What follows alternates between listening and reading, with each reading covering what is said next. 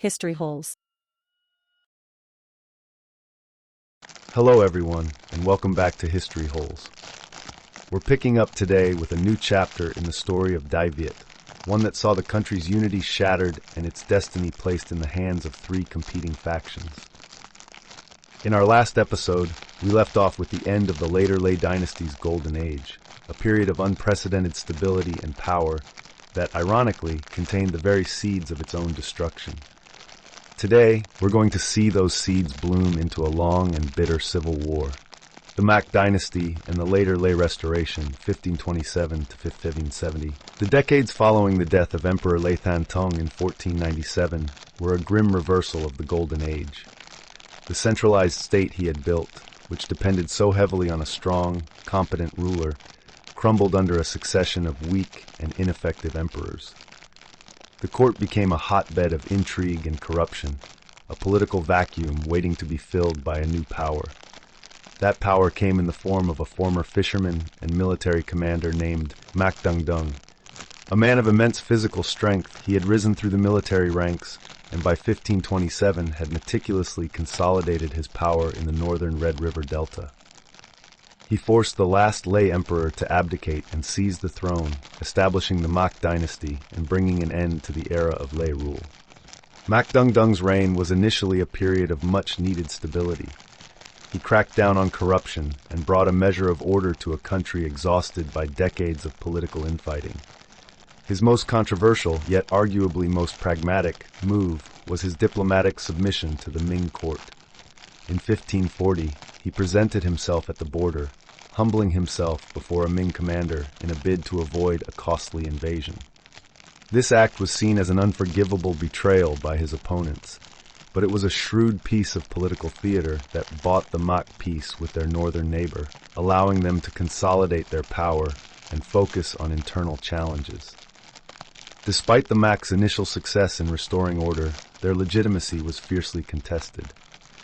In the southern province of Thanh Hoa, a group of loyalists, led by Nguyễn and Trịnh, refused to accept the new dynasty. They claimed to be fighting for the restoration of the rightful Lê emperor and rallied an army in the same rugged terrain where Lê had launched his rebellion over a century before. This movement, known as the Lê Restoration, drew on deep-seated loyalties and the popular perception of the Mac as usurpers. The country was now irrevocably divided into two warring domains. Mac controlled the northern Red River Delta, with its urban centers and sophisticated bureaucracy, while the restorers, led by the military might of Trịnh and Nguyễn, held the southern provinces. The Civil War began with a series of brutal back-and-forth campaigns. In 1545, Nguyễn was assassinated, leaving the restoration movement in the hands of his brilliant but ruthless son-in-law, Trịnh. Trịnh, who would go on to seize control of the movement and eliminate any rivals, was a formidable foe. He used the Mac's own internal struggles as an opportunity to push his forces north, capturing the lowland provinces of Thanh Hoa and Nghệ An and solidifying the de facto partition of Đại Việt. Part 2. The Trịnh-Nguyen Partition, năm 1771. The defeat of the Mac was not the end of the Civil War. It was simply the beginning of its next and longest phase. With the Lê emperor restored to the throne, the two families that had fought to put him there, the Trịnh and the Nguyen, now had to decide how to share power. It quickly became clear that they had no intention of doing so. Trịnh Tùng, the heir to Trịnh, moved his forces into the northern capital, but he recognized that the Nguyen clan, led by Nguyễn Hoang, held immense influence in the south. Rather than risk another bloody power struggle, he used a shrewd political maneuver, granting Nguyễn Hoang control over the southern provinces in 1558, with the appointment as governor of Thanh Hoa.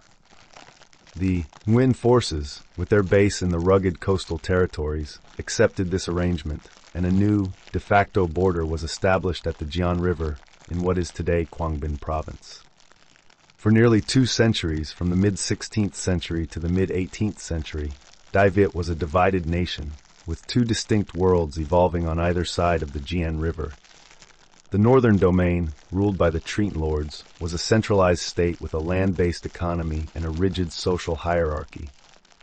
The Trịnh lords were adept at maintaining the illusion of lay dynastic rule, keeping the emperor on the throne in the capital as a powerless figurehead while holding all real power themselves. They focused on internal stability and control, a difficult task given the lingering anti-Trịnh sentiment in the northern delta and the continuous, albeit diminishing, threat from the remnants of the Mac dynasty in the northern mountains.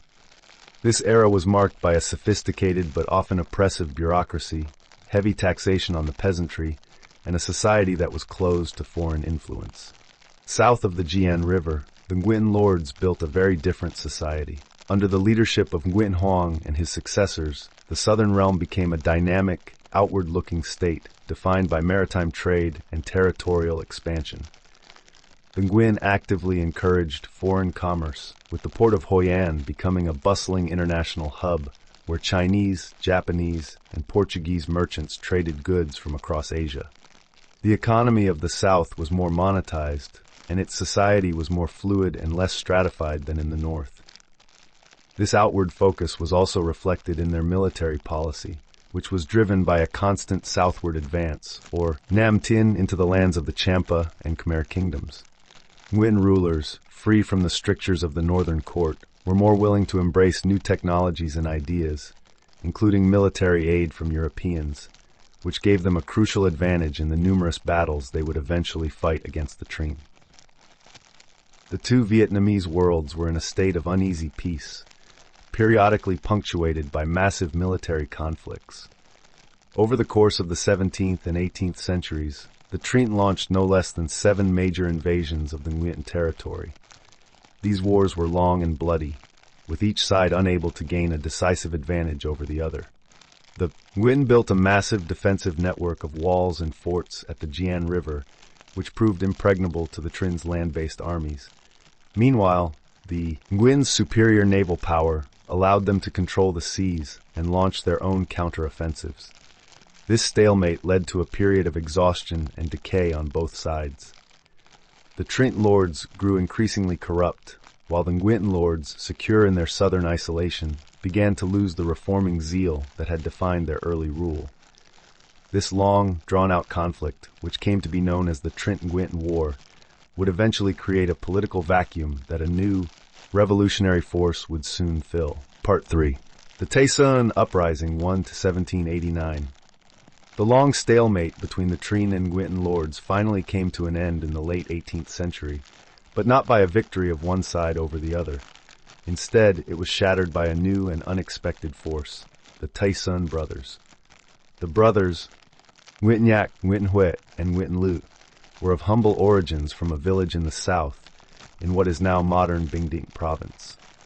They capitalized on the deep-seated popular discontent against the corrupt and neglectful Nguyễn government. The southern economy, once a source of prosperity, had entered a period of severe inflation and economic distress. The Tay-Son's rebellion, which began in 1771, gained widespread support by appealing to the grievances of the peasantry, who were suffering under heavy taxes and the misrule of an apathetic and corrupt court. Their rebellion quickly spread, and by 1773 they had seized the port of Quy Nhơn, which became their power base. The Tay-Son were a revolutionary force, distinct from the traditional power struggles of the past. Their ranks were swelled by a diverse coalition of peasants, merchants, ethnic minorities, and even upland peoples, all of whom saw in them a chance for a new, more just order.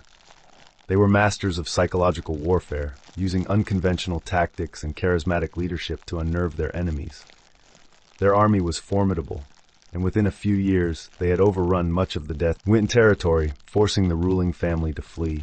The military genius of Nguyễn Huệ was the driving force behind the Tay-Son's spectacular success. He was a brilliant tactician who led his armies in a series of lightning campaigns that would eventually bring him to the northern capital. In 1786, without consulting his elder brother, Nguyễn Huệ marched his forces north and, with little resistance, overthrew the Trịnh lords, ending their 2-century-long rule. He then briefly installed a lay emperor on the throne before returning south. His actions were a dramatic repudiation of the old order, and for a short time it seemed as if he might unify the country under a new populist ideology. However, the Taison's power was not without its challenges. They faced invasions from both Siam and China, foreign powers that sought to take advantage of the political chaos. In 1785, Nguyễn Huệ faced a large Siamese expeditionary force and defeated it with a cunning naval ambush at the Rat Gum Suai Moot River. 4 years later, in 1789, he led a swift and decisive campaign against the Qing Chinese invasion, which was attempting to restore the tough Lei dynasty, and routed them in a surprise attack during the Lunar New Year. These victories, while spectacular, were short-lived. Internal rivalries among the Taison brothers, particularly between Nguyễn Huệ and his brother Nguyễn Nhạc, led to a split in their movement. This created a crucial opportunity for the last surviving Nguyễn prince, Nguyễn Phúc Anh, to escape his exile and begin plotting his return to power from the south. Part 4. The Nguyen dynasty's final victory, 1789-1802. The Taison's brief unification of Đại Việt was shattered by the brothers' own ambition. With Nguyễn Huệ consumed by his northern kingdom and Nguyễn Nhạc by his provincial domain, the stage was set for a remarkable comeback. The last surviving Nguyễn prince, Nguyễn Phúc Anh, had spent years in exile, first in Siam and later as a nomadic rebel in the remote corners of the Mekong Delta. He was a man of immense patience and foresight, and he used his time to meticulously plan his return to power. His strategy was a stark contrast to the Taison's lightning campaigns. He relied on a careful, long-term vision that combined political maneuvering, military modernization, and patient accumulation of resources. Nguyễn Phúc Anh's final push for reunification was a testament to his strategic genius and the lessons he'd learned in exile. He systematically built his power base in the south, transforming Saigon and the Mekong Delta into an economic and military powerhouse. His armies, which included Chinese Khmers and even a small contingent of French naval officers, were well drilled and equipped with the latest European military technology, including artillery and modern warships. He patiently expanded his control, first over the Mekong Delta, and then, in a series of grueling campaigns, up the coast into the Taison heartland of Binding. His victory was not a single, decisive battle, but a relentless, methodical campaign that wore down his fragmented enemies. He was a master of logistics, ensuring his armies were well supplied with food and weapons, even during the difficult winter months when opposing winds made naval transport challenging. His rival, Nguyễn Huệ, who was more interested in military conquest and was planning an invasion of China, died unexpectedly in 1792. His death left the Taison in the hands of his less capable successors, who were quickly defeated by Nguyễn Phúc Anh's disciplined forces. In 1802, Nguyễn Phúc Anh entered the northern capital without a battle, capturing the last Taison remnants and finally unifying the country from north to south. Nguyễn Phúc Anh then established the Nguyen dynasty, the last imperial dynasty of Vietnam. The country he had created was unlike any that had come before it. For the first time in centuries, the entire Vietnamese-speaking realm was under a single government. He chose to establish his capital at Hue, a strategic location that was geographically central, but also insulated from the two major population centers of the Red and Mekong deltas. This choice would have long-term consequences, as the monarchy struggled to maintain a firm grip on both the north and the south from its isolated position. The Nguyen dynasty, however, inherited a deeply divided country. The north, with its centuries-old tradition of Confucian administration and agrarian society, viewed the new southern-based government with a certain degree of suspicion. The south, meanwhile, with its dynamic economy and multicultural population, was wary of the centralizing tendencies of the new emperor. It was a new era, one of unification and reconciliation, but the seeds of discord remained, waiting to be sown in the generations to come. Nguyễn Phúc Anh had achieved the impossible. He had unified the country after 2 centuries of bitter civil war, a monumental feat of strategic genius and unwavering persistence. He was a new kind of ruler for a new kind of country. His dynasty, the Nguyen, would be the last in Vietnam's long imperial history.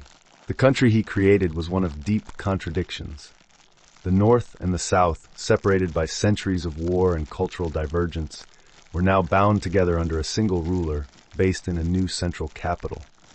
This fragile unity would be tested again and again as the 19th century unfolded, and a new, powerful force, entirely unlike anything Đại Việt had ever encountered, began to loom on the horizon. The French were coming, and with them, a new age of colonial rule, nationalist awakening, and revolutionary struggle that would define Vietnam's destiny. I thank you very much for joining us on this journey. Please leave a like and subscribe if you want more. If you feel like it, tell us what else you'd like to hear. See you on the next episode.